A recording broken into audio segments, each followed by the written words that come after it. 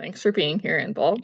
And if you don't mind, can you introduce yourself and role on Escaping Twin Flames on Netflix? Hi, yes, thanks, Jessi, for having me. I'm Inbal Lessner, and I'm executive producer and showrunner in charge of post, which is the whole editing part of the show. All right, perfect. So my first question is, were you part of the initial pitch to Netflix? Yes, so Cecilia and I have been, Cecilia Peck, the director, and my partner, producer, have been doing films together since 2008. We've done Brave Miss World together, that came out in 2014. And then we did Seduced Inside the NXIVM Cult for Stars. That came out in 2020. And when that show was released, Cecilia spearheaded with some of the survivors from the NXIVM Cult this website, seducedocumentary.com.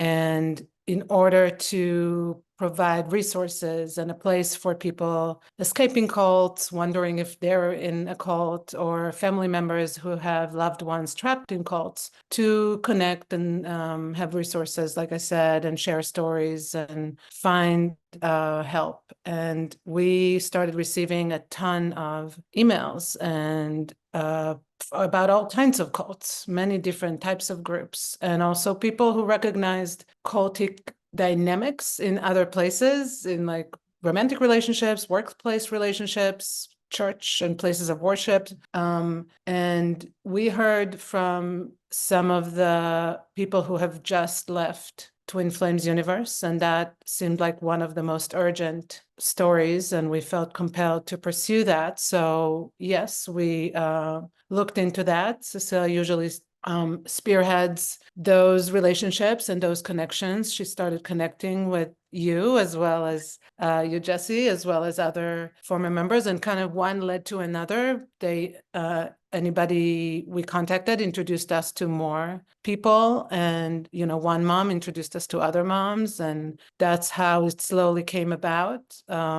We eventually, after many ups and downs and different detours, focused on just on Twin Flames universe and pitched it to most sort of studios and streaming companies, and received multiple offers and decided to do it with Netflix. We felt that was the sort of biggest platform, and would provide the most exposure for this story. Thankfully, you guys went with that.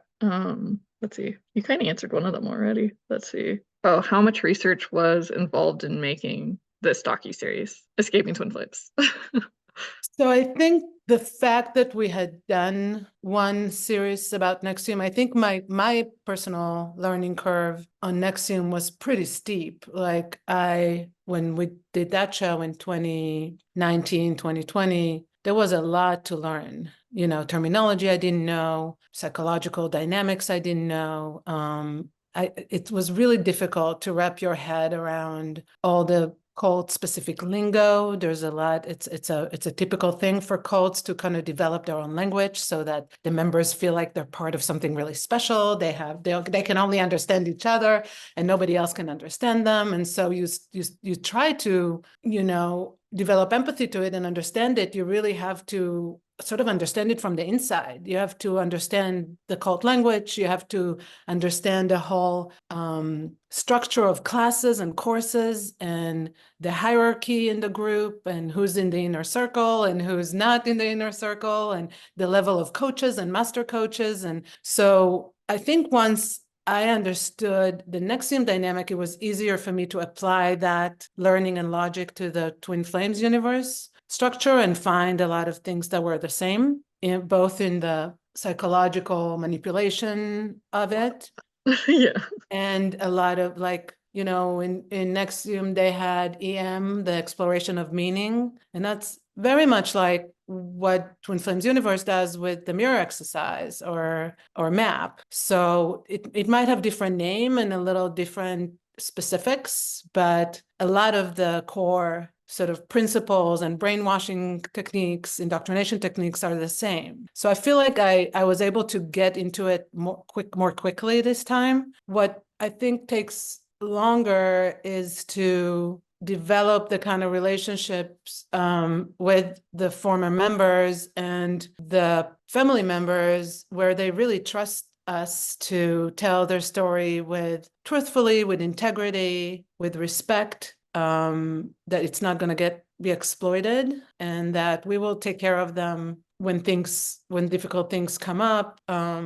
It's a very delicate relationship between a producer and a documentary subject, especially when so much trauma is involved. So I would say that was even more tasking or important than the research, if that makes sense. Yeah, that makes sense. I know I personally appreciated, actually I said this with Zoe, but I appreciated that I wasn't recorded right away, because I know Cecilia and you, I wouldn't allow you guys to record right away. And so I know I have memories of you at least re-asking me questions because you ended up just writing it down, but you checked with me before you even started writing down. And I personally really appreciate that, because my experience, at least with the production company that was working with Amazon, they just went right into anything and didn't necessarily ask every time. They did get a little bit of recording, but that was without me saying yes to them.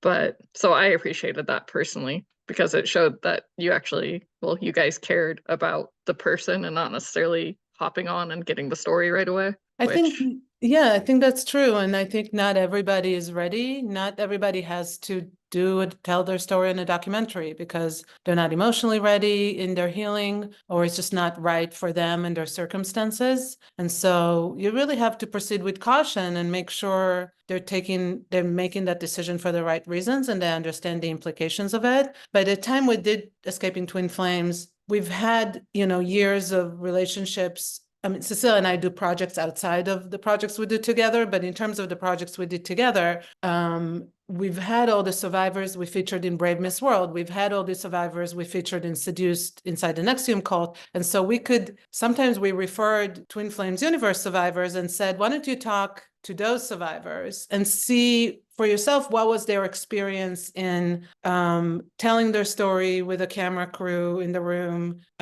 once it was on TV, once people started responding to it, in social media, or personally, people in their lives that maybe didn't know the full story. And so I think we created this community of survivors we worked with that could share this experience better than we could explain it. And, it would have been manipulative for me to tell you, oh, you're going to be so happy when it comes out. Trust me, it's going to be all worth it. Like I haven't, that wasn't my experience, right? So I think connecting the potential interviewees, right? The people we wanted to interview with people who've done it in the past was an asset that we can do. And obviously the work is out there for people to see. And if they trust our taste, our ethics, our style, that's on the screen. And that helped with trust, with building trust. Absolutely. And also putting the evidence in the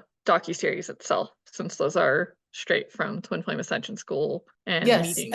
Every piece, every text message, screenshot, Facebook post, email, video recording, sound recording, every single thing you see in the documentary is a real evidence, is real, potentially legal, criminal piece of evidence. And we did very little to change it visually to just, make it pleasant to watch or fit to watch a television screen, but it's all not only true to the original evidence, but also vetted by a team of lawyers. And we had to provide three, what's the word I'm looking for? Like 3 verifications for every piece of evidence. So every time you see an email, every time somebody makes a verbal claim, that all had to have triple verifications. Yeah. And I know with me too, just to validate continuously, that I know I had to look and find some of the evidence myself too in emails, and if I had gotten any screenshots, and then I sent it over to you guys. And the possibility of stories too, I sent over, which we did do some of the filming of stuff that didn't make it in, but there was a lot of verification, checking in, and you guys were really good at letting me know too of how many verifications and what counts as verification and what doesn't. Yeah, if we couldn't provide enough 3 verifications, and it wouldn't make the show. it just would have to cut it out. And there were instances like that. Absolutely, It's a pretty yes. high bar, journalistic ethics. And, because it's a big streamer and there's a potentially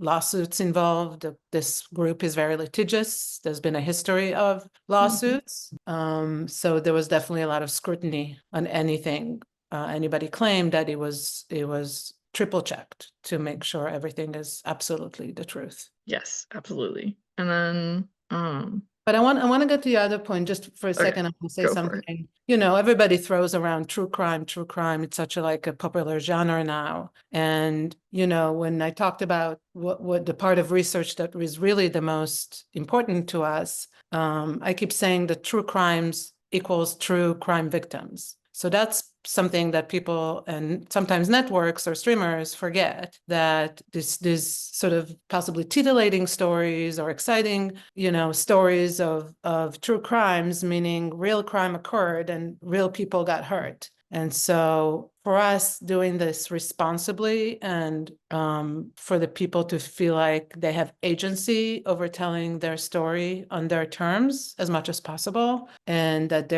they feel honored, they feel good with the way that it's told, that's paramount for us. Yes, and it also showed too. At least for me, it definitely showed because you guys were really good at also explaining and being clear of what's happening next, what it's going to look like. If you're comfortable with it, okay. If you're not, we don't have to do it. You always had it very clearly stated, not just in email form, but verbally too, and would re-go over it, which was always appreciated too because it was definitely a long process for everyone involved. Yeah. Even for me too.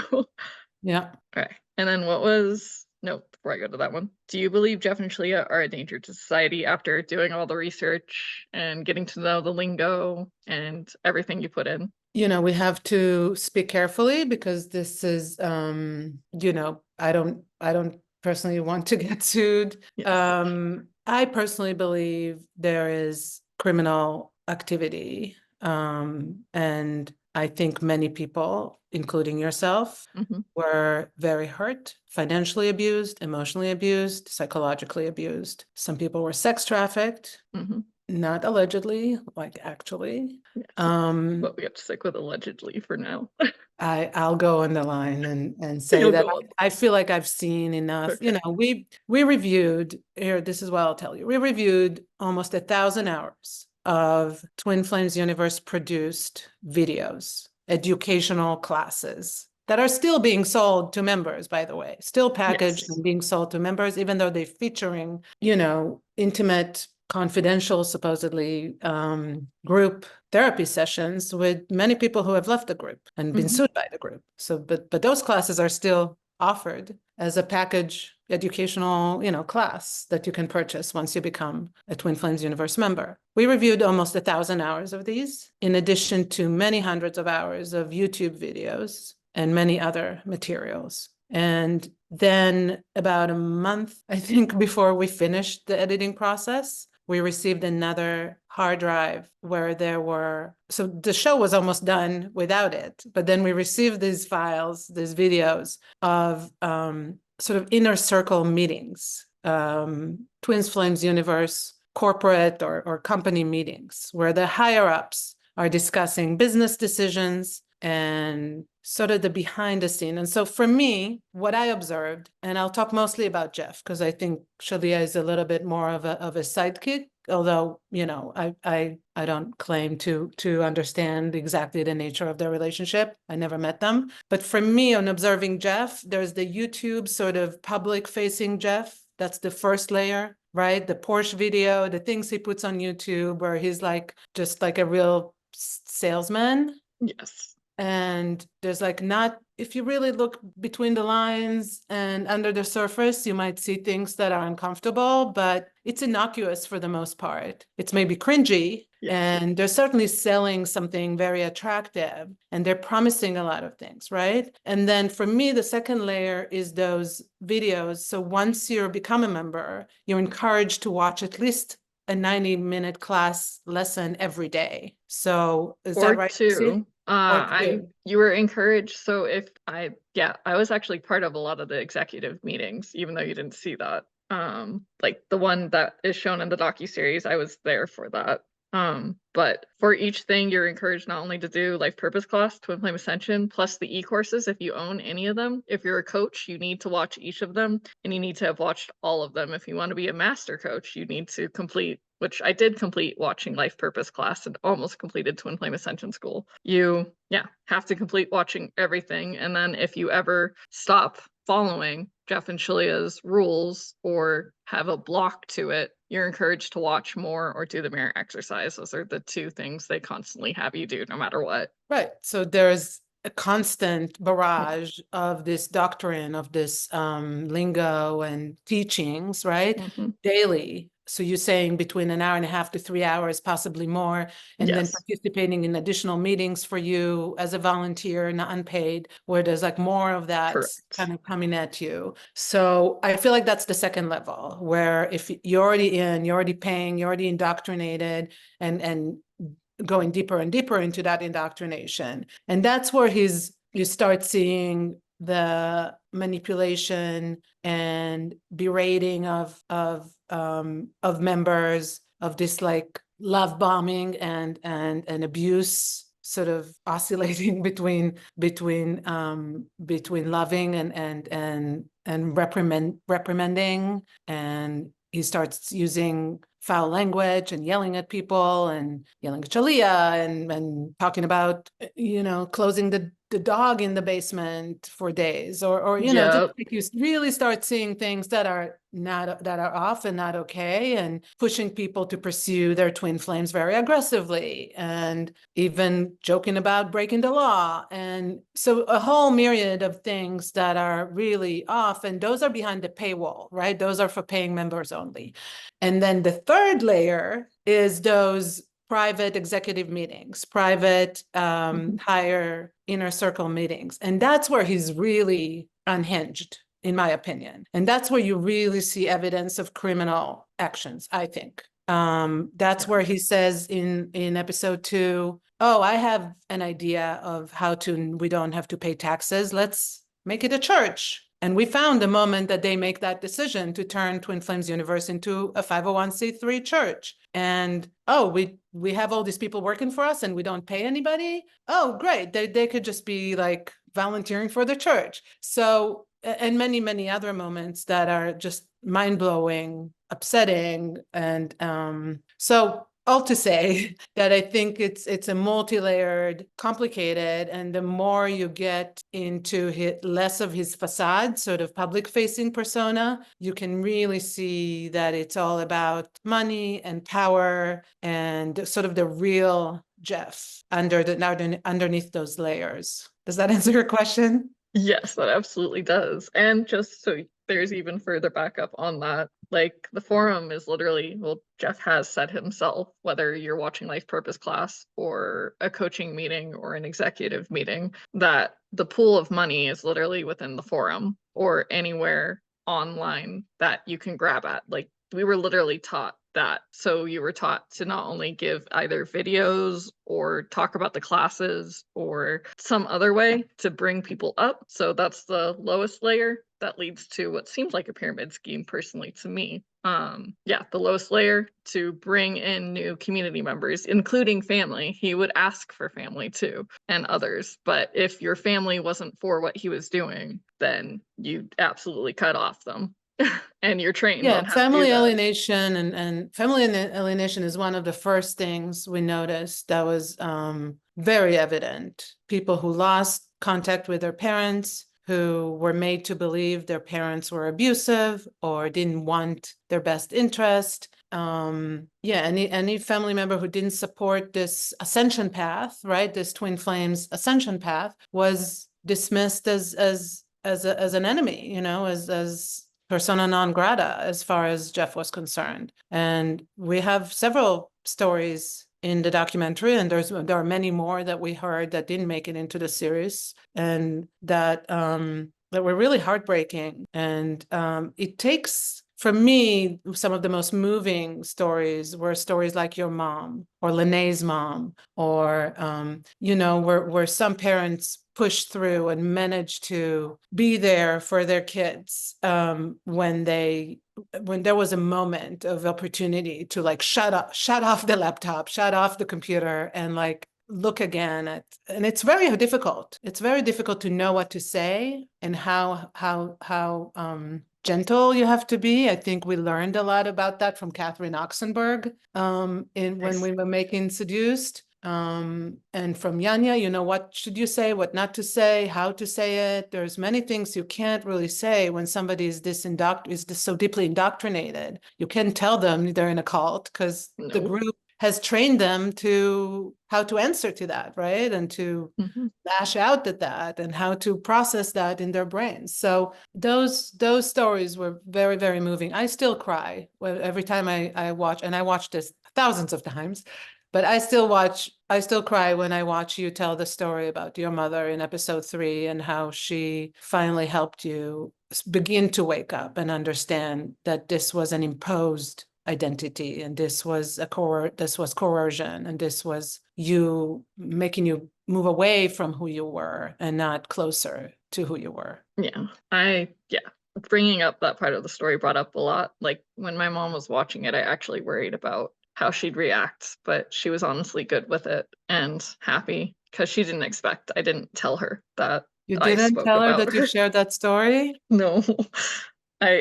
Yeah, I let her watch it because I couldn't handle like the first time with our little group meet of the premiere. The first time around was hard enough for me to watch it, but I watched it again with her and it was so hard to watch. But I watched through it because a lot of the stories, even though because of the Marshall fires, I don't have as much proof, but I absolutely have. I just found out recently a lot of really important proof to back stories. And yeah, she just for her there's a lot of processing involved too because I never until the docu-series started opening up and I guess fighting more for educational purposes because of how unknowing a lot of people are and how anyone can literally be indoctrinated in. And I so strongly believe so. I mean, I'm sorry. Some people, I read a lot of, I'm a Twitter, I know you addict, are. and I see that. um, or X or whatever they call it now. And I do love, when you make TV, you usually don't get to show the film in a theater and like get the real time reactions of people watching it. So the way you get to understand how people react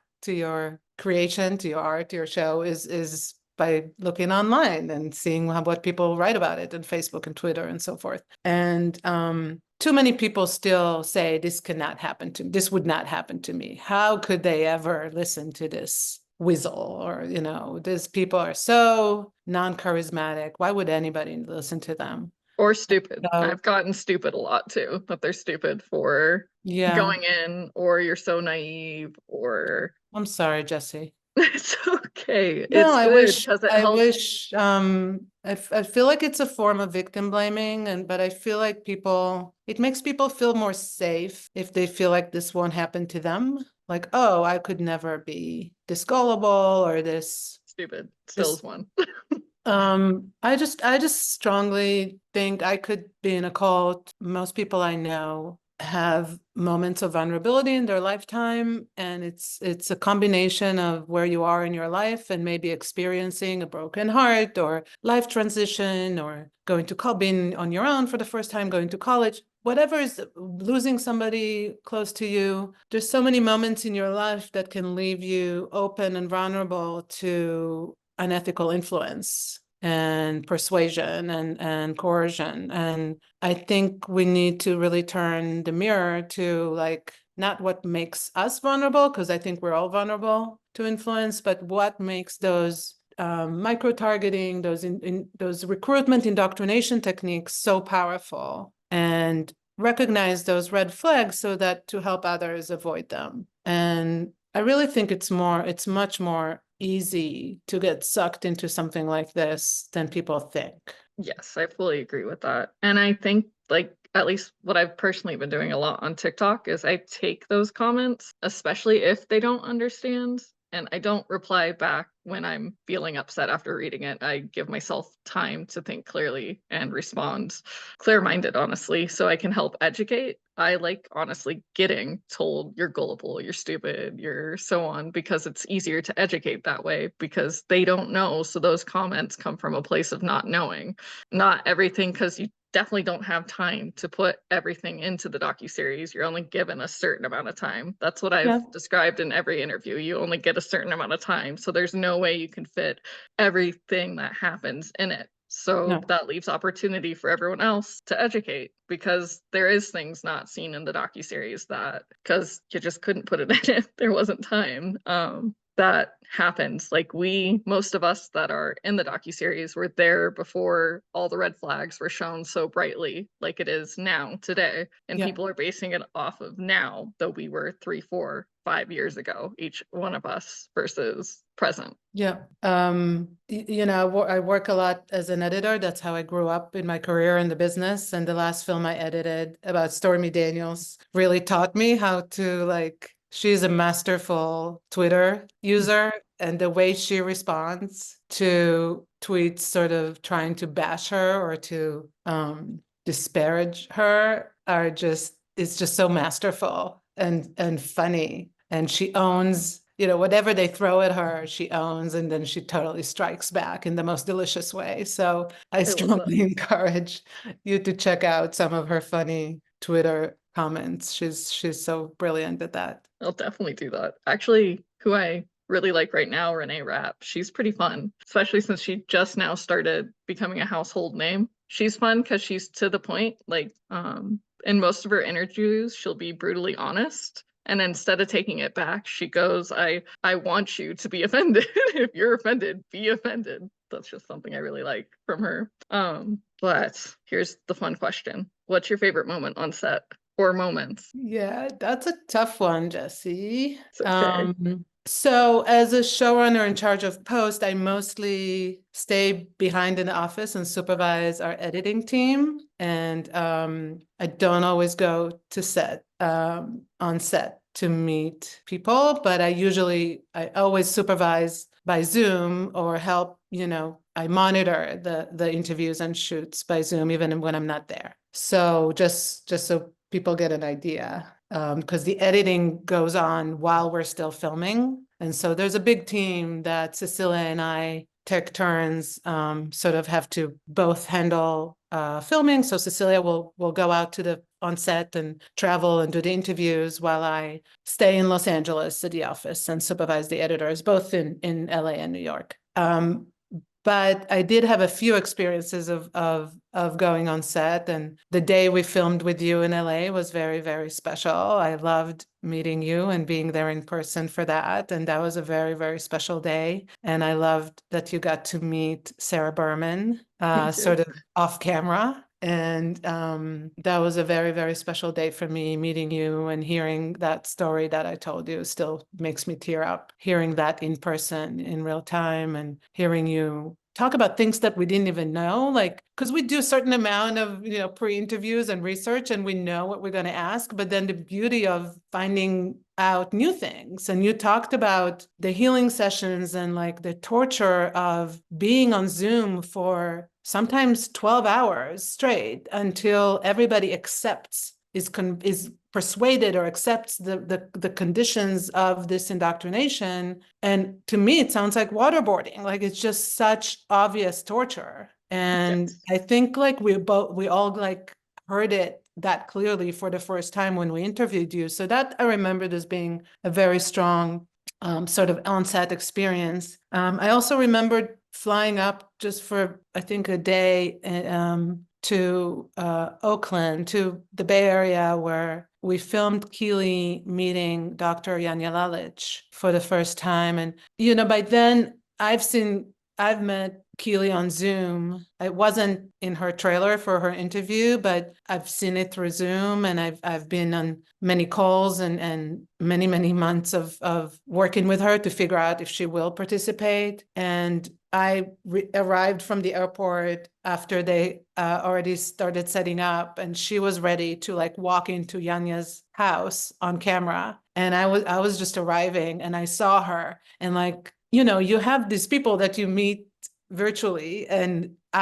as an editor, I have the experience of having edit room friends. I don't know if you know the expression, but it's like your bay friends, edit bay friends. The people that you see every day on your screens in the editing room, and like every muscle in their faces, how they speak, the way their muscles move when they're upset or when they're laugh, but you've never met them in person. And so you feel like they're your close friends, but then they don't know who the F you are. And so, of course, with Kelly was different. We had many conversations where she met me and we talked to each other, but to see her in person, I think was such a strong moment. And I held her and we just, kind of embraced. And I remember that being a very strong moment because I knew how courageous she had to be to make the decision to be in the documentary because she was used to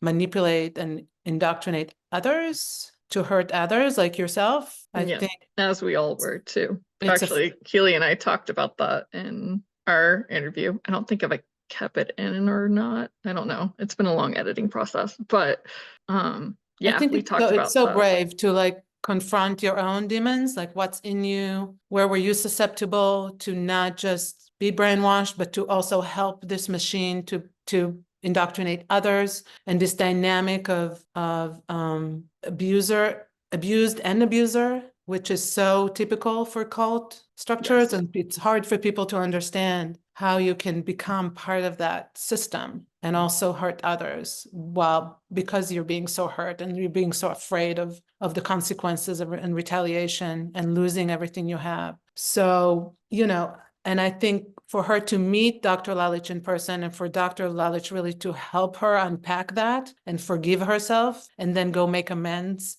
to other members like you and Angie, that scene we show in episode 3, other people she hurt, was very, very powerful. And I kind of felt all that when I saw her for the first time. Yes, that's awesome. I like that a lot. But yeah, that's definitely true about the abuse becoming abuser because you are trained. Like if you are a coach, you are automatically part of that system, which I was a coach. And I actually, since I already said this to Keely, because before Keely went to Jeff and Shalia, I actually was her first coach before she went to them. We did one session, and at the end of that session, she said she was going to Jeff and Shalia. So I did coach her. I have both perspectives. I've been her coach, and she's been my coach. Wow, I did not know that. No, but I'm letting it out now because it's anyways in my memoir, but I'm gonna have this part deleted out. But yeah, it is part of my story because I did have her and multiple other people too. There was another session, there's a lot of memories coming back too,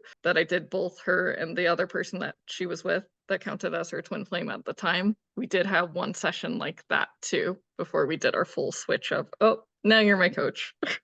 It's interesting how once you start, and this is something we've seen typical, we've definitely seen it with India Oxenberg, who was still, I think, deprogramming when we worked with her on the Nexium series. But once you start reliving memories and telling them, then more things come back, right? Yes. And it's very typical, I feel like, for victims of indoctrination. Once you untangle some neuropaths and then more come back and then more has to be detangled. It's quite fascinating to watch it as a storyteller, as a sort of filmmaker, and allow that to surprise you. Like I said, when we interviewed you, more things came up that we hadn't heard before. So you want to allow that and have enough flexibility in your storytelling process where you can be like, oh, well, that's new. Let's go down that rabbit hole.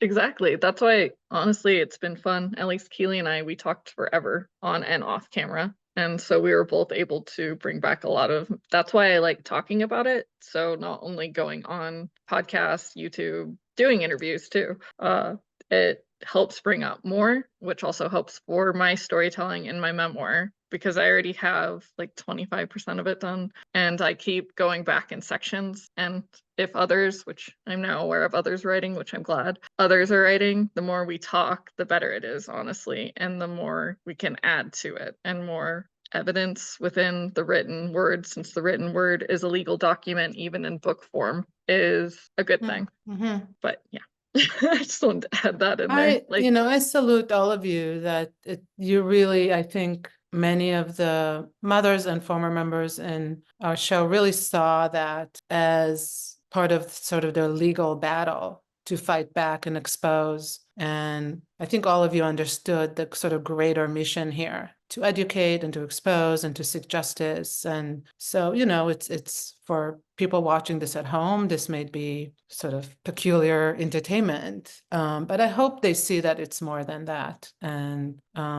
they demand to see justice, to have this group that's still active be stopped, and that they understand that recovering from cult indoctrination can be a lifelong process. And as a society, we need to understand that resources need to be allocated to that and support cult survivors. absolutely, fully agree. Well, you're up for an Eddie Award, right? Yes. Um, Yes, we were. So our editing team has been nominated for an American Cinema Editors Eddie Award, and the awards were one of 5 nominees in the Best Documentary Non-Theatrical category, Best Edited Documentary category. I'm just really proud. At the end, I supervised the editing process, but at the end, I also, got into it myself. And we had a fabulous team, really all working as a team. It's not like one editor cut episode 1, as is typical in other docu-series, that every editor sort of cuts their own episode. With this, we really felt like we're making a 3-hour film on a very short schedule. So we had to intertwine, we had to let each editor cut one full story arc, one full character arc, and then start weaving them together, and then kind of jump around and have each editor use their best skill set to contribute to either the tone or the look or their graphic skills or their music editing skills or their dialogue editing skills. We really had to use this team, which is Kevin Hebard, Mimi Wilcox, and Martin Bean. And then at the end, we had Troy Takaki join us as well for the finishing. And so the 5 of us are nominated, and the award show is on March 3rd. So fingers yes. crossed. But it's just a real honor to be nominated by our peers for the work. As I said, there were over 1,000 hours of videos that, with our support team, like Jessi and Avery and Morgan, and of course Zoe and Kate, our story and edit support team helped rummage through this pile of footage to find those gems that were most indicative of the most egregious moments of manipulation and indoctrination and criminal activity. So it wasn't easy. Nobody has enough time in their lifetime to watch 1,000 hours. We Nope. had to use artificial intelligence, transcription tools, and all kinds of software to really figure out how to pull the gems out of the story, and sometimes look at an hour of selected moments in order to pull the best 5 seconds. And what to show our interviewees when they're on set, like Angie watching herself, what would be that video that we're going to show, that piece of 10 seconds that we're going to show her while she's watching herself, to get the right reaction of her watching herself years before while she's under the influence, of this cult. And what are we going to show Dr. Adair to have him give a real analysis of whether this was the member's choice or a bound choice, or a choice under coercion, and really distill it down, because Netflix were very adamant that we're not going to get more than 3 episodes,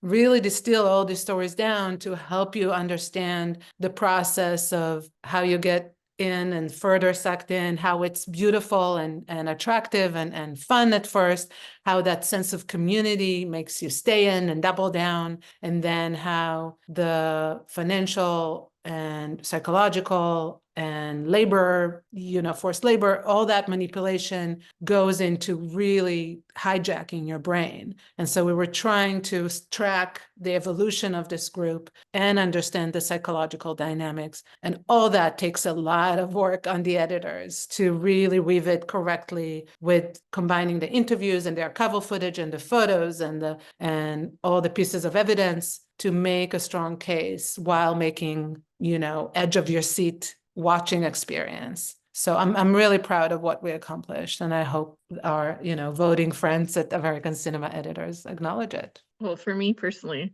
I actually have a favorite edit, and that's in, I think it Tell me. is episode 2. It's when I first talk about cutting my hair, changing my pronouns, name, and then you switch to Angie saying exactly the same thing. And we weren't in the same room. I like to highlight that we were not, and Angie and I hadn't actually talked until the premiere. So that says a lot. So even during filming, Angie and I had no access to talking together. And that's a huge part of evidence too, because we said the same thing. We didn't talk about it. I hadn't been in contact Nobody with her. coordinated their version of the truth. It was just the truth. Yeah. But And yeah, that was one of my there's favorite power in edits. numbers, right? There's power in numbers. When you hear the same story and the same experience from a lot of people, there's obviously something there, right? Where there's smoke, there's fire.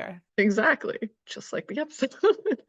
But And yeah, you that was feel, my and you favorite feel, and I'm edit. sure you felt validated that, like, to hear the same experience by other people who went through a very similar journey. And so you're so lucky that you escaped and got out when you did, because Angie went much further down the path.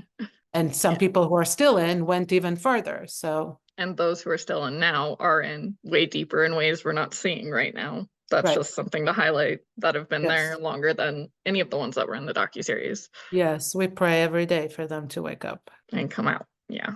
Yeah. But yeah, I'm so excited that you guys are up for that. And I think it's been beautifully edited. I know. Thank Yeah, you. that's a lot of work to do editing. Like just Good getting this one teamwork. video up.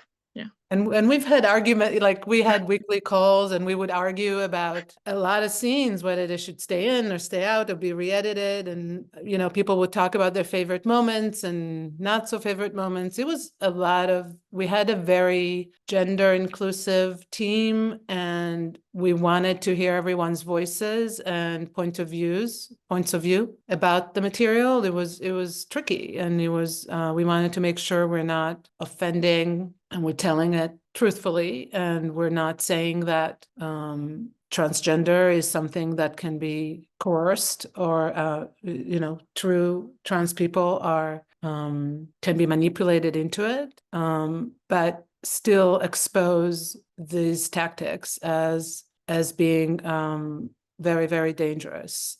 And so there was a fine line to walk, and we worked with GLAAD to make sure we got it right, and that we addressed the particular sensitivities of this issue. I think it was very interesting. Like, it was fun. It was kind of a challenge to go to work every day, because you never knew what would come up and how we would have to craft the story to really get it right, and to make sure we told it with the right respect and perspective. I feel, from what I heard and from what I read, I feel like we hit the mark.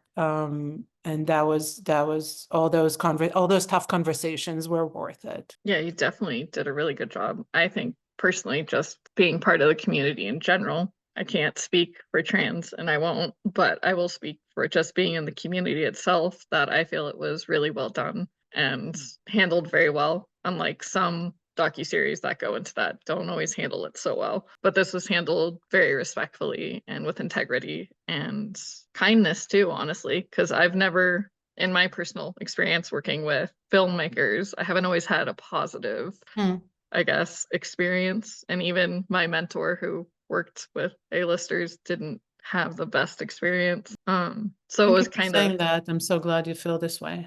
Yeah, it was a relief to be with you guys, because you're human and you treat what your story that you're telling that's a true story, which adds another layer that's pretty hard to do.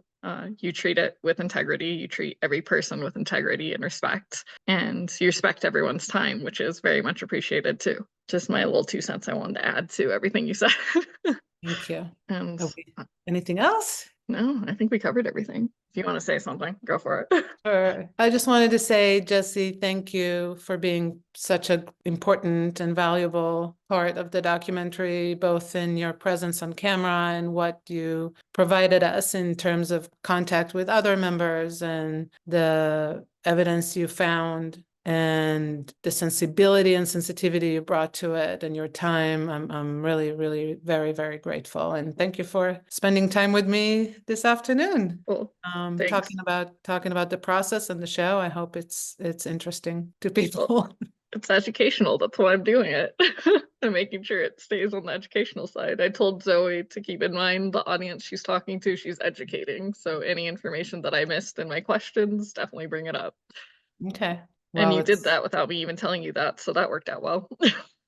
Well, you know, I'm an editing teacher and an editing mentor. I love talking about editing. I think most people find it incredibly boring, but yeah, it's hard to produce a show, even a podcast, video podcast. Hard. Well, it's just a YouTube thing since I'm not taking any of the audio right now. It's just YouTube with that. Okay. But I guess it's like a podcast because everyone keeps calling it a podcast. So we can treat it like that. But there will be debunking of me just alone on it too. Very cool. Well, thank you for making this time to talk to me. And I, really had fun talking to you and geeking out about all of this behind the scenes stuff. And I hope to see you again soon.